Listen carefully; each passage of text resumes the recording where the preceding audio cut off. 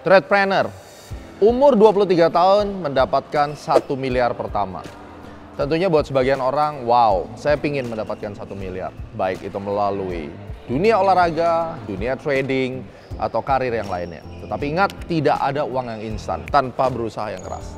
Hari ini kita mendapatkan kesempatan yang spesial untuk bicara dengan Gideon. Saya mengenal beliau sejak dia umur 7-8 tahun waktu itu. Saat ini beliau juara 1 dunia dari cabang olahraga bulu tangkis di men's double. Kita akan belajar bagaimana perjuangannya mendapatkan uang 1 miliar pertama dari usia 23 tahun. Dan semoga bisa menjadi inspirasi kepada Anda semua. Kita sebagai putra bangsa Indonesia harus menjadi teladan dan berkarya untuk bangsa. Mari kita tonton sampai habis CEO Talk kali ini. Subscribe, bagikan buat yang lainnya, khususnya para pecinta duo minion kita.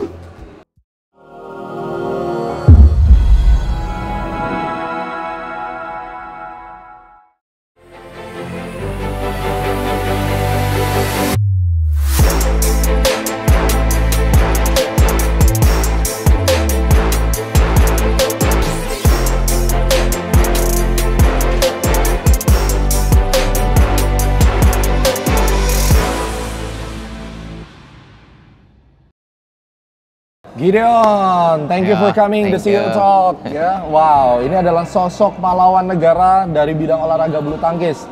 Kita terakhir ketemu, I think sekarang saya umur mungkin sekitar 22 tahun ya. 20-an tahun. Ya, waktu itu kita ketemu di Cipanas, waktu saya masih aktif latihan sama your father, ya kan? Dan saya nggak nyangka bahwa adik gue yang waktu itu bahkan senengnya main game, ternyata jadi juara dunia. Luar biasa. Sedangkan saya juara kecamatan.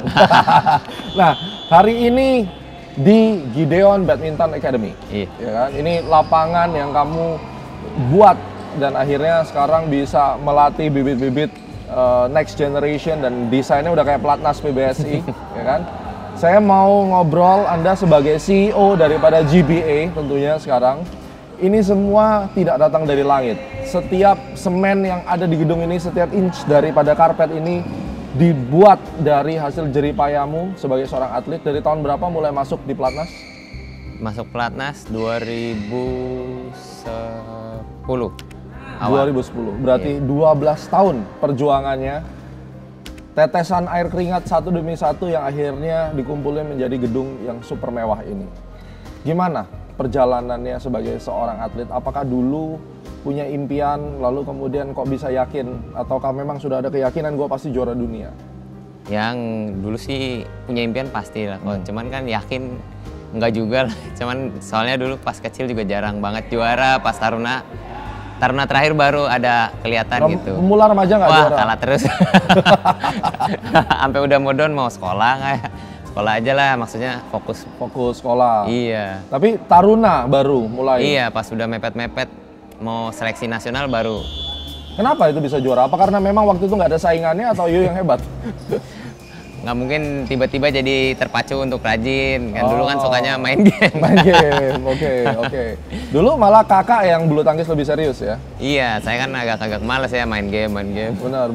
Nah, dari 2010 itu masuk pelatnas, akhirnya setelah juara apa? Sirnas atau apa waktu itu diambil? Waktu itu ya, juara Sirnas berapa kali lah ada. Terus double ya? Dari awal udah double? Dua-duanya sih main. Single pernah juara Sirnas juga, double pernah juara. Tapi pas seleknas masuknya ke double akhirnya. Iya. Jadi dari awal ini udah duo minion sama Kevin atau belum? Enggak, dulu panjang, masih banyak. Coba-coba gitu ya? Iya. So long story short, 2010 kamu masuk pelatnas. Mulai pertama kali juara Super Series itu kapan? Pertama Super Series malah pas keluar. Waktu itu kan saya kan di tengah jalan ada problem, akhirnya saya ngundurkan diri dari pelatnas. Oke. Terus dan di luar pacaran sama Kido. Akhirnya itu pertama kali juaranya di Perancis Super Series itu. Jadi Super Series BWF-nya itu malah setelah keluar dari pelatnas. Iya. Sekarang udah balik pelatnas lagi dong? Udah. Jadi ya akhirnya kita tahu setelah perjalanan ini berapa tahun nih dari 2010 sampai Super Series juara? 4 tahun nih. 4 tahun. Iya. Ya, setelah 4 tahun berjuang akhirnya juara pertama lagi Super Series. Itu bintang 5 ya kalau itu ya. Terus pernah All England kan? All England 2017-18. 2 kali berturut-turut? Iya. Oke, 2 kali berturut-turut All England itu berarti setelah 7 tahun? Iya. Wow, apa perasaannya waktu itu? Ya perasaannya senang. Pasti senang, kan? Cuma gimana menghadapi perasaan yang paling penting ini adalah takut kalau next All England itu nggak bisa juara. Karena kalau senang semua senang, tapi Iya. yang paling berat setelah juara, next ini kan harus juara lagi gitu. Tapi Iya. kan tentunya kita, aduh gimana ya kalau misalnya nggak juara gimana ya? Pernah nggak ada urasan gitu? Ya pasti ada lah, pressure-nya kan makin lama makin berat. How to handle the pressure? Ya, jadi ya kita pikirnya nggak usah terlalu panjang. Jadi kalau saya lihat bagan turnamen, nggak lihat besoknya nextnya lawan siapa lagi gitu. Udah nggak peduli Udah, pokoknya today ya main sama ini, udah nextnya nanti Pikirin hari esok lagi buat hari esok gitu. Oke, jadi ini buat dunia, lu kan mulai trading juga nih. Iya. Ya di dunia trading juga sama sih, nggak usah terlalu mikirin kayak nanti gini gimana, gitu gimana. Itu ya yang Iya. biasanya bikin takut malahan ya. Nah, kalau gue lihat ya banyak orang sekarang mengidamkan Duo Minion, ya kan, mengidamkan lu sebagai atlet muda. Semua orang punya impian pingin jadi atlet. Sejujurnya nih bro, jadi atlet tuh bisa make money nggak sih? Ya kalau jadi nomor 1 dan jadi top player sih pasti bisa lah di segala bidang kalau menurut saya. Harus top. Iya harus. Kalau nggak top nggak dapet duit. Ya paling cukup aja, Cukup. nggak bisa. Cukup tuh lebih- kira-kira income setahun berapa? Ada sih 8 sampai 1-an, 1 M, 1 M 800 sampai 1 setahun. Iya. Itu dari sponsor dari mana? Iya. Tapi kalau yang top, yang benar-benar bisa maintain, bisa 5-10 M, Bisa lebih. bisa lebih ya? Iya. Wow, berarti worth it dong. Artinya kalau ada seseorang yang mau memperjuangkan di dunia atlet ini, sebenarnya bisa ya? Bisa. Khususnya bulu tangkis ya? Mm-mm. Tapi yang gue dengar dulu, bahwa banyak atlet itu tidak dibayarkan Iya. sebagaimana dia punya hak gitu. Itu gimana sih sebenarnya? Ini kan apa ya, ada pelopor baru yang pas zamannya Pak Gita itu dan akhirnya kita dapat income pribadi lah dari sponsor, nggak lewat PBSI. Oh, kalau dulunya tidak seperti itu? Iya, dulu kan jadi kayak satu institusi dikasih sponsor, misalkan branding apa, Yonex gitu. Nanti dia yang bagi-bagi lah ke pemain, jadi dia yang nakerin tuh berapa. Kalau sekarang kita langsung ke sponsornya, jadi maksudnya kita lebih apa ya, lebih tahu lah harganya berapa kita kira kita. Oke. Dan lu mesti menjadi brand ambassador dari si Iya. sponsor itu. Mm-mm. Justru uang ini yang sebenarnya menjadi income besar ya, yang langsung dari sponsor ya. Iya. Kalau kejuaraan dapat duit dari pertandingan gede nggak sih sebenarnya kayak Super Series gitu? Kalau jujur saya gedean dari sponsor sama Oke. bonus sih. Ya berarti bonus dan sponsor itu adalah main income-nya, sedangkan pertandingan ini ya buat additional lah ya. Berarti Iya, ya. buat maintain supaya bisa di rankingnya di Oke. atas. Sekarang ranking 1 dunia. Iya. Luar biasa guys. Ranking 1 dunia dan 2 All England berturut-turut. Olimpik Olimpik kemarin belum dapat, mudah-mudahan nanti Next? 2024. 2024 ya, pas ganti presiden, ya kan? Amerika juga ganti presiden, dia jadi juara Olimpiknya, Amin. ya kan? Nah, sekarang sudah berkarir 12 tahun. Mm-mm. Siapa yang ngelola duit hasil juara? Ya pribadi sih ini. Pribadi? Iya. Kalau saya, Nah, my father, dia yang membantu mengarahkan duit taruh mana. Karena gua kalau dikasih duit terlalu banyak, hilang. Kan biasa, anak muda begitu. Iya. Kalau kamu hebat nih, bisa mengelola sendiri. Akhirnya, lu kelola kemana nih? Bikin ini? saya ada bikin ini, ada invest restoran, ada tambah. Oke. Jadi kamu berpikir bahwa dana atau keuntungan yang didapat dari dunia atlet itu kan memang tidak selamanya ya. Iya. Jadi lu investasikan ke bidang-bidang yang lain atau menjadi pengusaha lah. Pada dasarnya kan you are Iya. entrepreneur sekarang nih. Pertanyaannya adalah kenapa harus bikin lapangan bulu tangkis? Kenapa nggak lu invest ke tempat yang lain? Karena aku percaya ini yang paling gede kan porsi buat investasinya. Ada ya, lumayan lah ini gitu. Ya, secara porsi percentage cukup gede dong di lapangan. Ada specific reason nggak? Emang buka lapangan bulu tangkis kayak gini bisa make money gitu? Secara jujur profitable sih enggak lah, Oke. apalagi return of investment-nya pasti jauh lah lebih lama, apalagi saham kan lebih gampang. Iya, benar lebih. Untung lah, ini 10 tahun aja belum tentu return. Oh. Kalau itu, kalau hitungan kasarnya ya. Terus apa dasarnya bikin investasi begini? Ya, pertama hobi, seneng kan. Papa juga sangat senang lah. Karena Dari- papa pelatih, Iya. jadi ini kayak apa ya, gratitude kepada orang tua lah ya. Dari dulu kan impiannya pengen punya hall sendiri, pengen bikin akademi sendiri, dan akhirnya bisa terwujud kan. Kita udah ya bersyukur, puji Tuhan banget ada sampai sekarang. Jadi somehow lu nggak lihat secara untung bisnisnya, tetapi inilah impian lu. Iya, Ya guys, lu mesti berani punya impian, karena impian itu apapun itu terlepas dari bisa dicapai atau enggak ya, itu harus upayakan mimpi itu kan. Nah bicara tentang GBA, lu punya harapan apa ke depan tentang GBA ini? ya harapan saya sih pengen banyak di luar pulau juga ada lagi GBA-nya. Cabang? Iya, soalnya Jadi- kan waktu itu pernah main ke Papua, dari sponsor ada pengen ambil orang Papua. Ya pengen banget kalau bisa ada di situ, dia di Sulawesi kah. Soalnya kan di pelosok-pelosok banyak yang kepengen main tapi masih belum tahu caranya gimana. Bakat-bakatnya juga banyak kalau menurut saya. Jadi lu punya harapan ini bisa franchise dong ke depannya? Iya, bisa kemana-mana kalau bisa. Langsung guys, kontak ke GBA karena Bro Gideon membuka peluang untuk franchise kan gitu. Siapa tahu ada yang hobi juga ya. Hobi bikin Iya. ya kan. Terus lu pingin nggak sih ini jadi kayak Jarum gitu? Jadi yang bener-bener orang kan Jarum ini kan udah puluhan tahun nih. Ya, ada nggak arah ke sana? Ya pasti pengen ya. Kalau Jarum kan udah lama banget, terus dia supportnya dari big company kan. Pengen banget lah, dia juga bantu buat anak-anak juga biar beasiswa, jadi. ya? Iya, beasiswa. Kan maksudnya seneng lah bisa bantu orang capai mimpi mereka. Ya. Kan. Itu mulia lah ya buat negara kita ya. Iya. Dan kayaknya boleh tadi lihat di bawah ini ada beasiswa juga kan GBA ini? Iya, kita kan cari sponsor buat bantuin anak-anak juga di sini. Apa sih syaratnya untuk orang itu bisa jadi juara dunia? Kan lu udah punya pengalaman nih. Tapi kan ada ribuan anak muda yang sekarang ini merasa bahwa gue punya peluang. Kayak misalnya, saya punya teman Bro Denny Sumargo, dia atlet basket.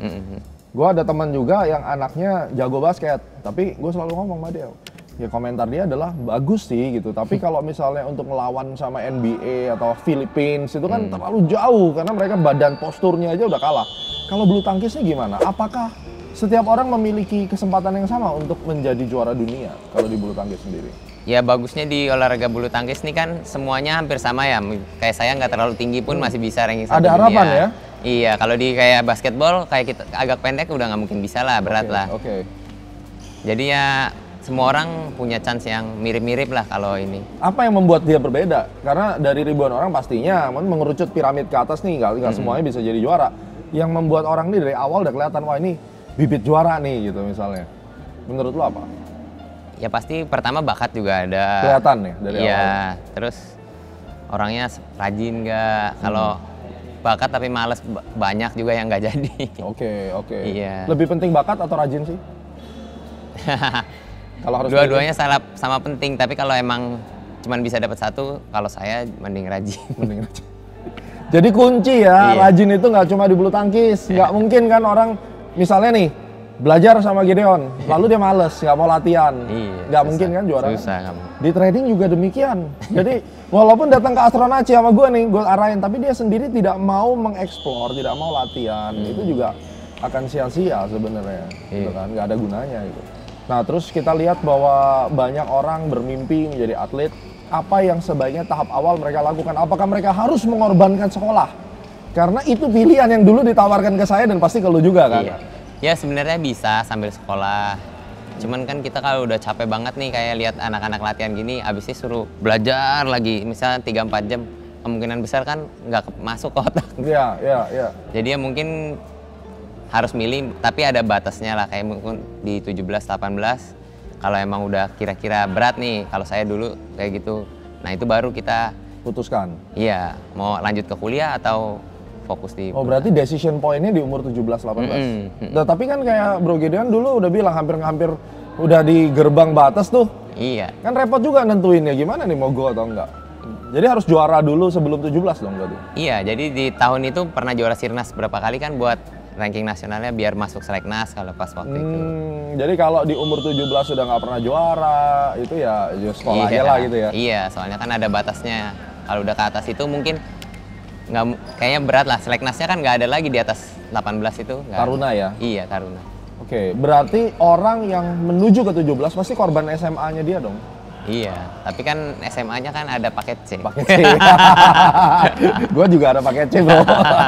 Jadi ya itu memang konsekuensi sehingga bisa menjadi pertimbangan untuk orang tua. Karena pada akhirnya guys, kita itu mau apapun yang kita lakukan ujung-ujungnya kan make money ya. Iya. Kebetulan Bro Gideon ini dengan tekun dan dia punya bakat seperti yang dikatakan, bakat sama rajin, dia bisa sukses dan punya kesempatan untuk menjadi miliarder.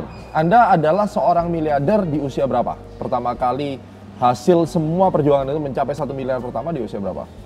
23 kali ya? 23? Iya. Wow. Gua tuh punya 1 miliar pertama umur 26, 27. Jadi ini luar biasa loh. Jadi Anda harus tahu bahwa tidak ada yang namanya mencapai 1 miliar pertama dengan cara mudah, nggak ada ya, pasti berpeluh. Iya. Soalnya kita kan kerjanya pakai keringat. Kalau ini kan pakai ketik-ketik lain. lain. Enggak, berkeringat juga. Nah, apa yang membuat kamu berpikir gue pingin coba di dalam dunia investasi sih. Apa lu cuma ikut-ikutan karena corona atau gimana? Iya, soalnya nganggur waktu itu. Wah, rame nih, ikut coba. Malah nyangkut jadinya. Ternyata juara dunia tetap nyangkut di saham. Tapi ada keinginan untuk belajar. Pengen belajar dong nanti sama gurunya ini. Wow, jadi trade planner ya. Iya. Jadi dapat duit. Saran saya dapat duit dari pasar modal karena gini bro, kita mau cari ikan, kita ke pasar ikan. Mau cari modal, bukan cari sponsor ibaratnya. Ke pasar modal. Sponsornya siapa? Emiten. Jadi kayak misalnya lu udah punya sponsor nih, tapi lu punya lagi bisnis usaha yang lain untuk menopang. Iya, GBA. pengennya gitu sih. Cengli dong Iya. ya, make sense banget kan. Kayak Jarum kan bisnis dia rokoknya mensupport. Ya at the end untuk kebaikan bangsa kita kan gitu. Iya. Jadi saya sih akan selalu dukung khususnya buat GBA karena saya tahu tujuan mulianya GBA ini anak Indonesia yang luar biasa punya satu visi dengan saya berjuang untuk negara kita. Dia di bidang olahraga, saya di bidang pasar modal, di bidang aviasi. Tapi pada dasarnya kita berdua ini adalah orang yang cinta negara.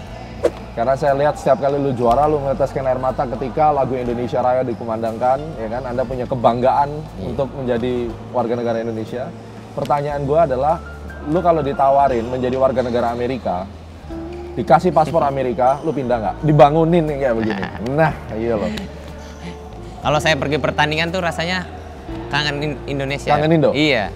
Kayaknya kemana-mana biarpun lama pergi tuh pasti pengen pulang. Apa kayak saya kan suka makanan Indonesia kan, wah favorit banget. Kayaknya susah buat keluar. Gak usah jauh-jauh mungkin. Lu ditawarin Malaysia atau Singapura, dibangunin hall yang kayak lu gini dan lu dikasih dato misalnya.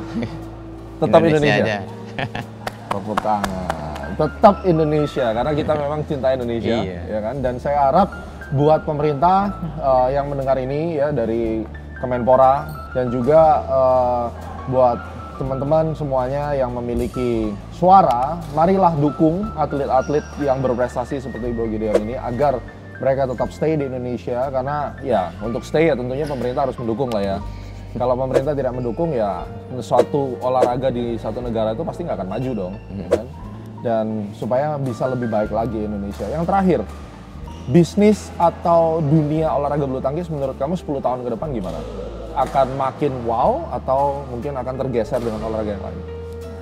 Kalau menurut saya bulu tangkis kayaknya bakal makin wow, soalnya mulai merata dan segala Europe gitu udah mulai banyak yang bagus-bagus dan kurang ke US aja sih. Kalau US udah mulai banyak atlet yang asli sana, pasti sponsor dari sananya lebih banyak sih. Memang bulu tangkis ini lebih ke Asia dan Eropa ya? Australia juga nggak ada ya saya lihat ya? Australia kurang, iya. Kurang ya? Tapi kedepannya menurut lo ini adalah olahraga yang terus akan naik ya?